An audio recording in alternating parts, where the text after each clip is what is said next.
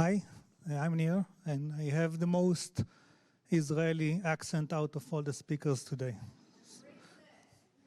Get used to it, yeah.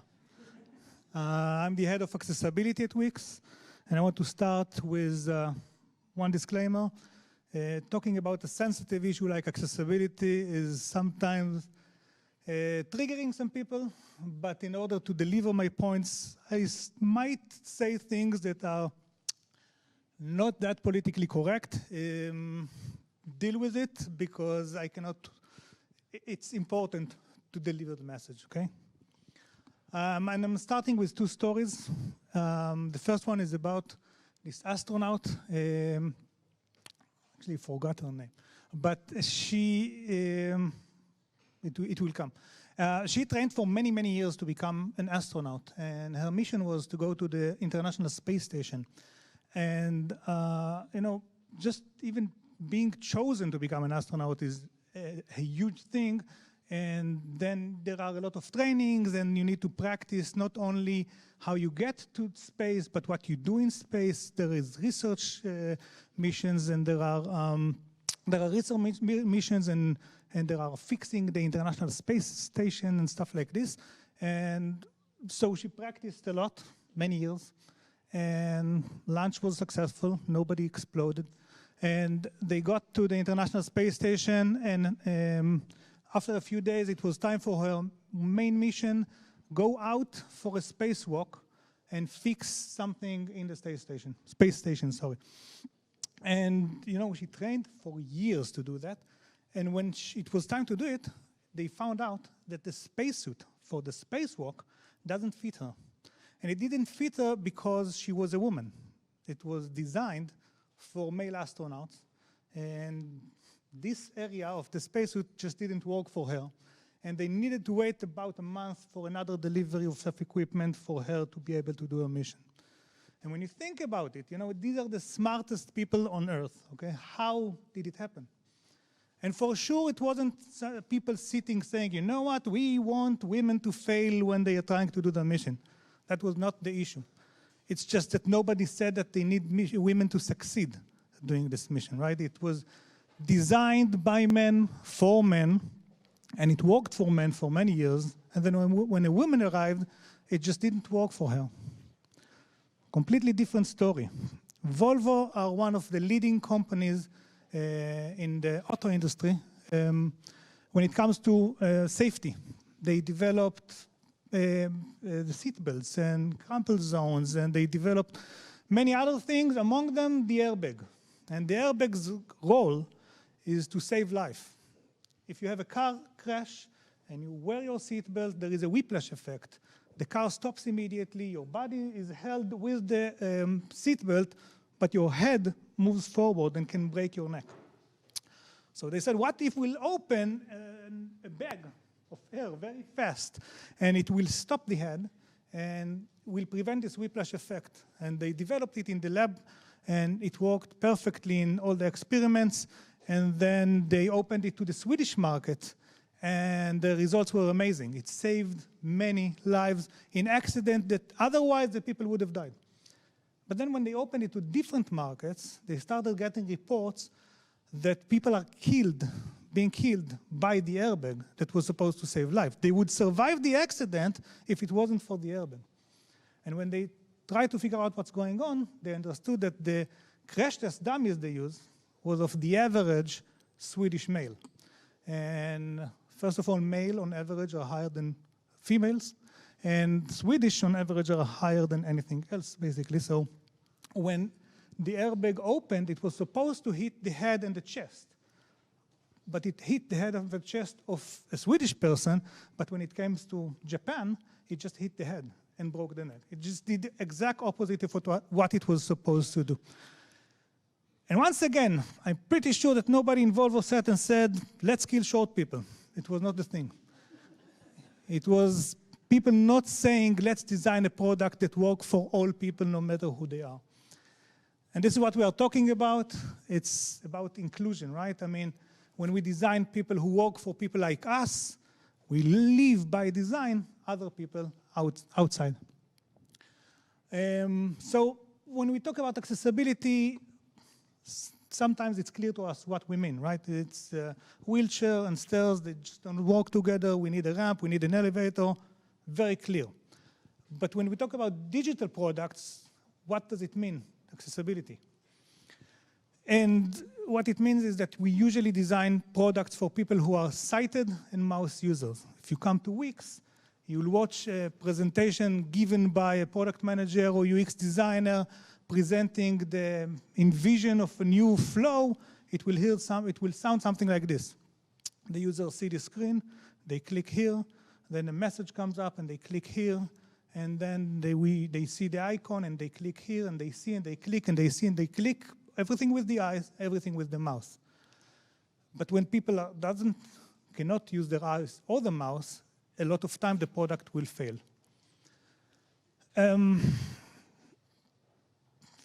To make it easier for you to imagine what I mean when I'm saying people not using their eyes or the mouse, I'm going to show you 1-minute video of Leonie Watson using a website.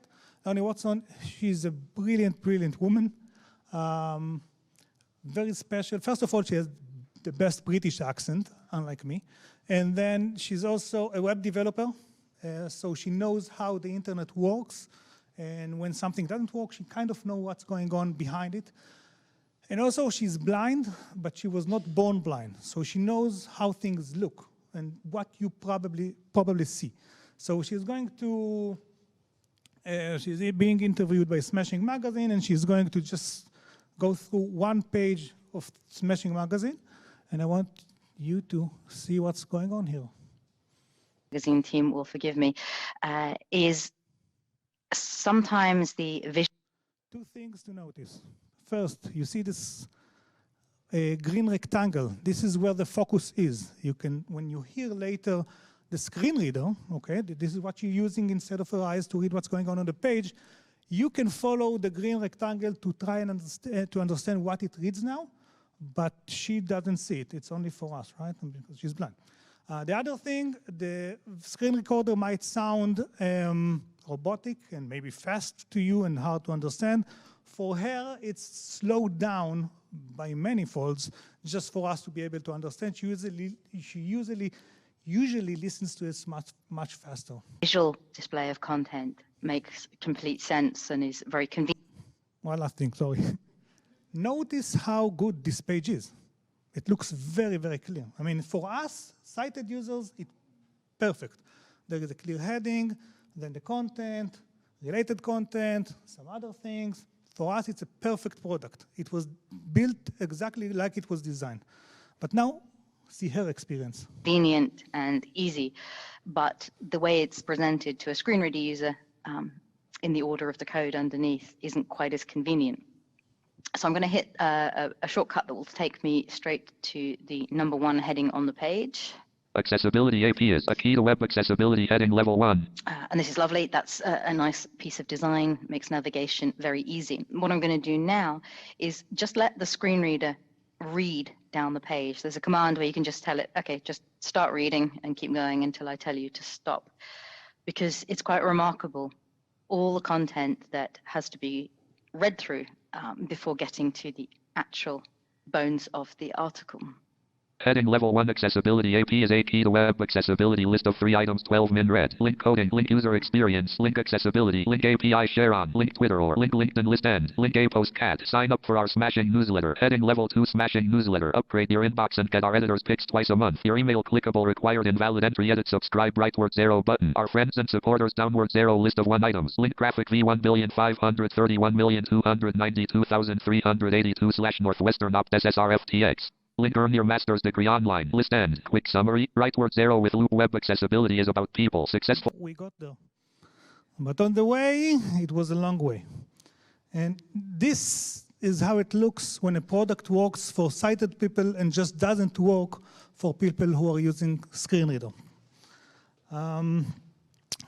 This point, you say, Nir, convince us, is very important, but we are going here around Tel Aviv for quite a while. I haven't seen even one person with a dog and a cane for a very long time. So for maybe a few people, you expect us now to learn a domain and do extra work. So let's talk about numbers. First of all, we are not only referring to blind people. I'm talking about blind people because for us, it's very easy to comprehend, this is clearly someone who is different than me, right? But when we talk about accessibilities, there are 4 different categories at least. Visual disabilities, hearing, motoric, and cognitive. And in each one of these categories, there are many different types of disabilities and impairments. So for example, in the visual category, we can see tunnel vision and glaucoma, and we can see there is no color blindness here and complete blindness here. So there are many different ways to be visually impaired. When we talk about hearing loss, maybe they see the screen perfectly, but when they click the video that you invested a lot of money in, producing to convince your site visitors to buy your products, if you don't have captions, they cannot understand what you want to tell them. People with motoric disabilities, again, there are many different types of motoric disabilities. This person on the bottom is paralyzed in the hands, so he has this stick in the mouse and he uses it to click on the keyboard. So everything that works only with mouse, he cannot use. Imagine everything that is hover, that you hover to see the tooltip, you hover to click on what inside, cannot operate. The person above, may he rest in peace, Stephen Hawking had ALS. He was paralyzed in all of the body except he could move the eyes and one muscle under the eye. When we see people like this on the street, we usually think that they are useless. There's no other way, because we see, okay, they cannot do anything, clearly. So they sit probably at home watching Netflix, waiting to die. This is what else can they do? But when Intel and some other companies provided Stephen Hawking with the technology he needed, by the way, they invented eye tracking on the way, autocomplete, in order to allow him to look at the screen and then take what he has in his brain and take it outside, He could do academic research, he could do lectures, he could do everything, and it changed the world of science. He just needed something to be able to bridge his disability and not be defined by his disability, but be defined by everything else he can give. Cognitive disabilities are epilepsy, ADHD. This is some sort of kind of maybe like the experience of some dyslexic people that, text is moving, so they need more time to read. So imagine the things that are disappearing after 3 seconds, or the rolling tickers and rolling whatever you have in Ynet. It's sometimes they just don't read it in time. And so what they feel a lot of time is that they are dumb. You created a very cool effect in your website because it looks stunning, but for them, the experience is, I'm too dumb to read it. Everyone else can read it, but I didn't manage to read it on time. So if we take all these different categories and subcategories and all different disabilities and whatever it is, and we check how many people out of the whole population have something like this, we are talking about 17% of the population. It's 1 out of 6 people. In the US alone, I think, in the whole world, 253 million people, some sort of blindness, 466 million people hearing loss. This is more than the US. It's a huge market. So even if you only care about money, here is your motivation, right? It's a lot of people. Imagine, your marketing people. They want a new segment, and now they say, okay, let's go to Belgium, I don't know, to whatever, or let's go to Japan, right? It's less people than what we are talking about here. It's a smaller population. We want to get all the millennials or whatever, Gen Z, smaller population than people with disabilities. And Gen Z have everyone fighting on their attention, and you just need to prove them why you are better than the others. People with disability have no one giving them a solution. So if you give them a solution, you might be the only option they have, and it's a competitive advantage already. But it's not only these 17%, because first of all, there is the third age. Michal will, but older people, if basically you know the story, right? If you have glasses, the number is only going up with time. If you have ears, the frequency that you hear, the spectrum is just going down. If you used to be able to drink, I don't know, half a bottle of vodka, 2 beers, and later functioning the next day, now you are considering if the second glass of wine is a good idea, and so on. And if you want a preview to how it ends, just look at your parents. You know, my parents, they are not people with disabilities, but they turn up the volume, they turn on the captions, they need to walk slower, they prefer to buy online because it's harder to go out, everything that is not disability, but they need some help. And if the website is too complicated for them, they would just never use it. It's as simple as that.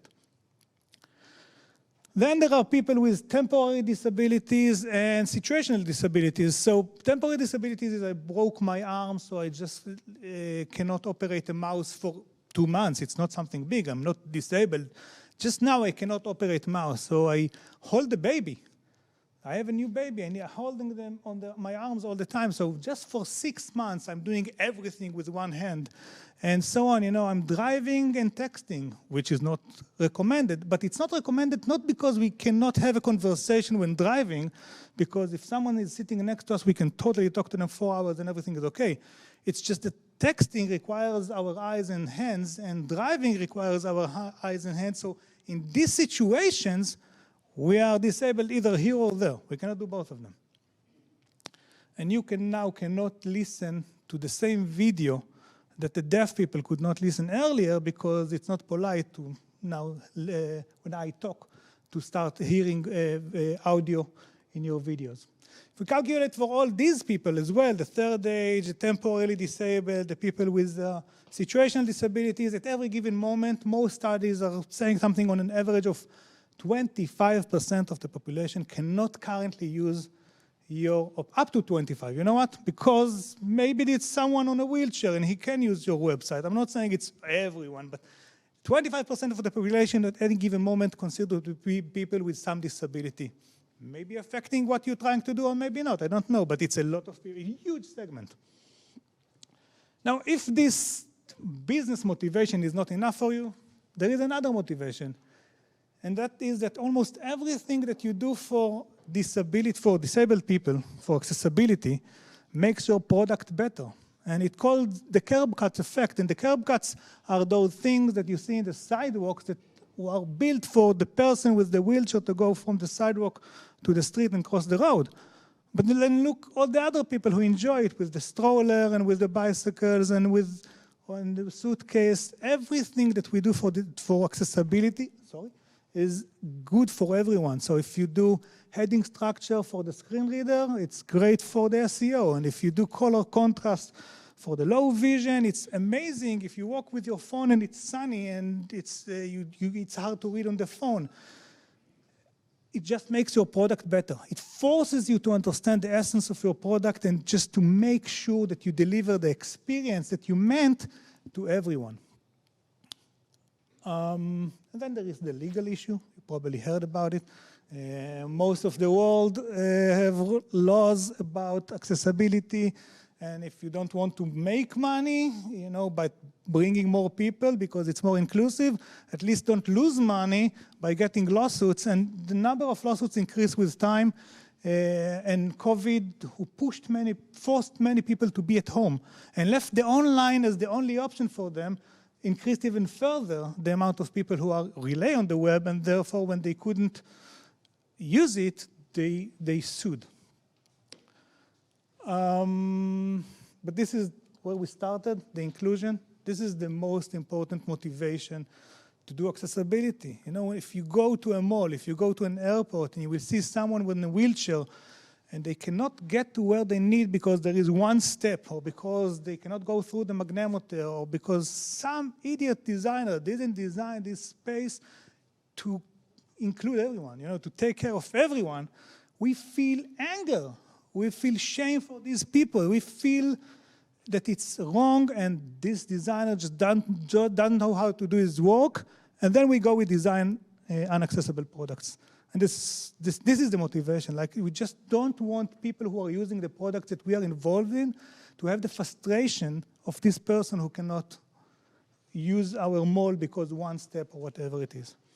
By the way, sometimes this is in our flow. It only takes one accessibility blocker for them to not be able to complete the flow. That's all it takes. So you might say, okay, look, 2 minutes. Okay, look, it's you're convinced that, but in my product, it's true for everyone else. But in my product, it's not relevant because what I'm doing is about art. And, you know, blind people, they don't even see art. And maybe I'm doing gaming, and people who are playing on Xbox, they don't see the TV. I'm not going to tell you the Xbox story, which is a very good story, because I don't have time. But I will tell you that in the Van Gogh Museum in Amsterdam, if you go to see this picture, you can smell the paint, you can feel the vase, and you can touch the brush strokes, and you can even touch this specific version of the drawing to experience the full thing, because when people want to make it accessible, they find a way. And furthermore, when you go to see this painting in the, here I touched it. When you go see this painting in the museum, it's not only about looking at the painting, it's reading what Van Gogh did at the time, which period of his life it was, what influenced him, why flowers, why yellow. This is the art. It's everything around what they do. So if an art need to be accessible for blind people, for sure your product need to be accessible for everything else. There are more pictures I forgot about.